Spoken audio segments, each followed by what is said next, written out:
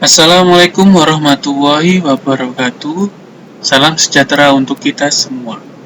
Pada kesempatan kali ini kita akan berbicara tentang keseimbangan benda tegar.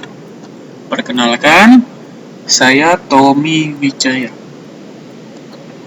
Pada pertemuan kali ini kita akan membahas tentang keseimbangan benda tegar, gerak, dan momentum. Selanjutnya kita akan membahas masalah pengertiannya.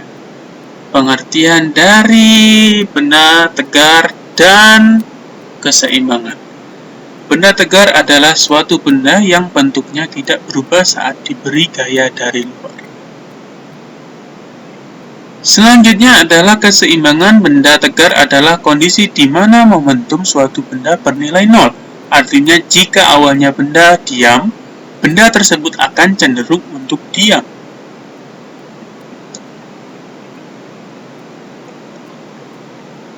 Kita akan membahas masalah geser, guling, dan gliding. Jika suatu benda yang berada dalam keadaan seimbang stabil, jika diberi gaya luar, maka benda tersebut mengalami gerak translasi atau bergeser, dan gerak rotasi atau menggelinding. Gerak translasi atau menggeser disebabkan oleh gaya, sedangkan gerak rotasi atau mengguling disebabkan oleh momen gaya.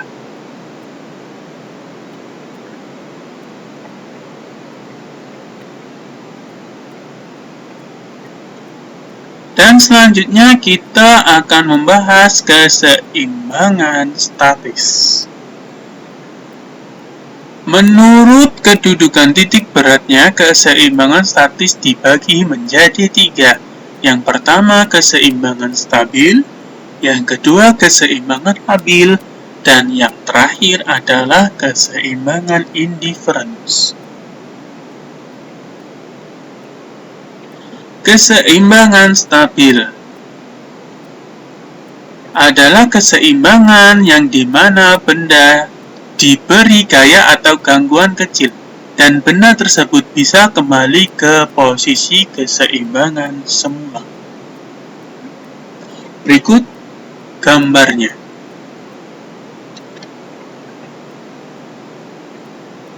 Selanjutnya adalah keseimbangan labil, yaitu keseimbangan yang terjadi saat benda diberi gaya dari luar, tetapi benda tersebut tidak bisa kembali ke keseimbangan semula.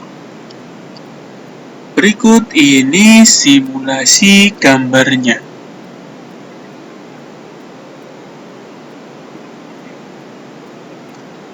Dan yang terakhir adalah keseimbangan indifferent.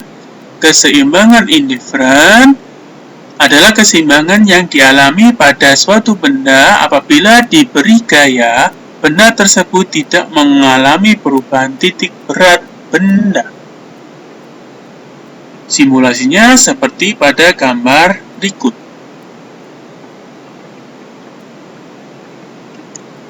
Selanjutnya kita akan berbicara tentang translasi, rotasi, dan rolling.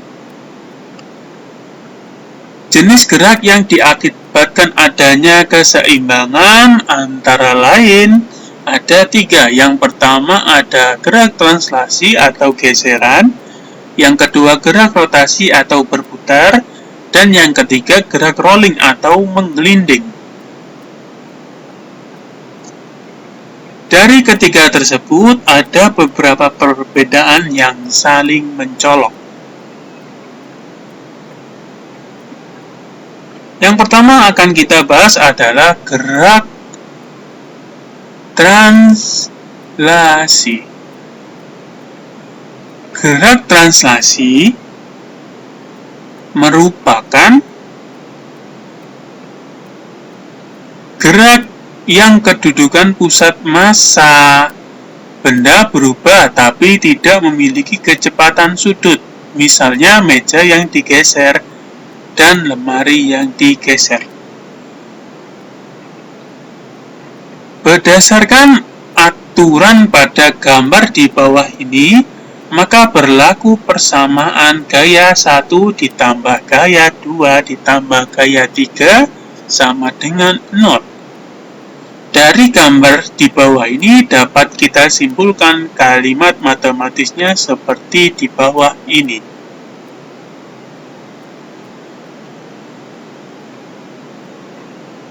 Selanjutnya adalah gerak rotasi.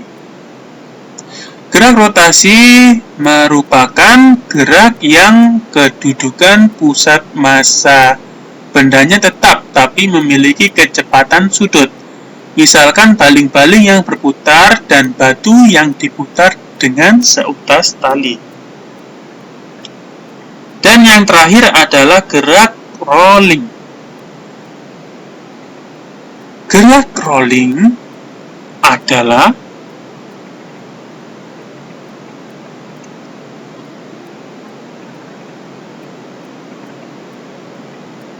gerak yang terjadi pada kedudukan pusat massanya berubah dan memiliki kecepatan sudut, misalnya kelereng atau bola yang menggelinding.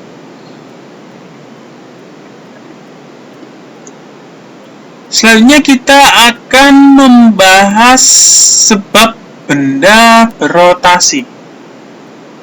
Ada beberapa sebab benda berotasi. Yang pertama adalah momentum gaya atau torsi, yang kedua momentum inersia, ketiga momentum sudut, dan yang keempat momentum Koppel. Masing-masing momentum punya perbedaan yang sangat signifikan.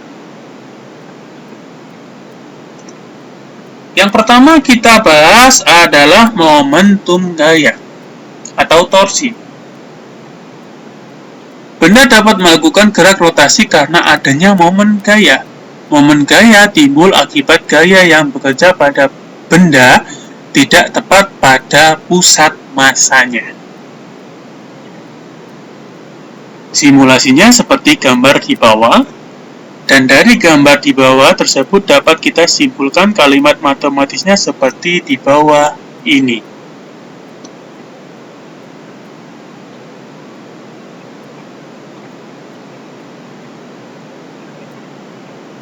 Selanjutnya adalah momentum inersia.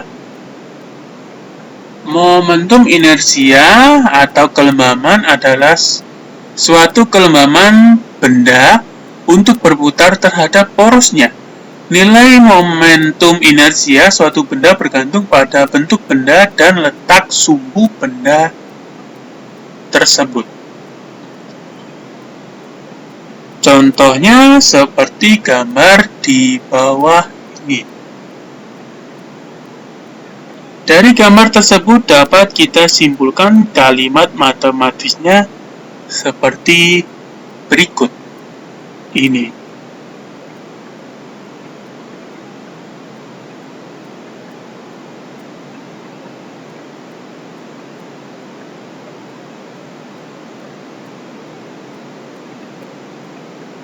Yang ketiga adalah momentum sudut.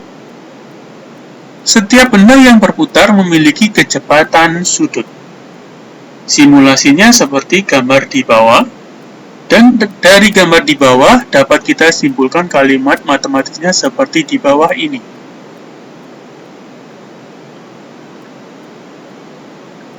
Dan yang terakhir adalah momentum Koppel. Momentum Koppel adalah dua gaya yang sama besar dan berlawanan yang garis kerjanya sejajar tapi tidak berimpit. Contoh dari momentum Koppel adalah gaya yang bekerja pada jarum kompas di dalam medan magnetik bumi. Gambar simulasinya seperti di bawah ini. Dari gambar tersebut dapat kita simpulkan kalimat matematis yang terbentuk adalah sebagai berikut.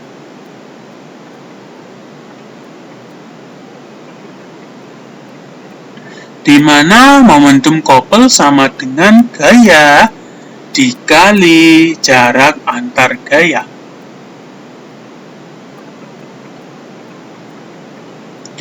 Gaya yang satuannya Newton dan jarak antar gaya satuannya adalah meter. Terakhir kita akan membahas contoh-contoh persoalan. Misalkan saja yang pertama adalah sebuah roda memiliki massa 40 kg dan diameter 120 cm. Roda tersebut berputar dengan kecepatan 5 radian per sekon. Hitunglah besar momentum tersebut. Dapat kita selesaikan dengan model perhitungan seperti di bawah ini. Dan contoh yang terakhir atau contoh yang kedua adalah seperti di bawah ini. Sebuah tongkat homogen massanya 1,5 kg, panjang 10 meter. Tongkat tersebut berputar dengan rotasi 4 meter dari salah satu ujungnya. Berapakah momen inersia tongkat tersebut? Dan cara pengerjaannya seperti di bawah ini.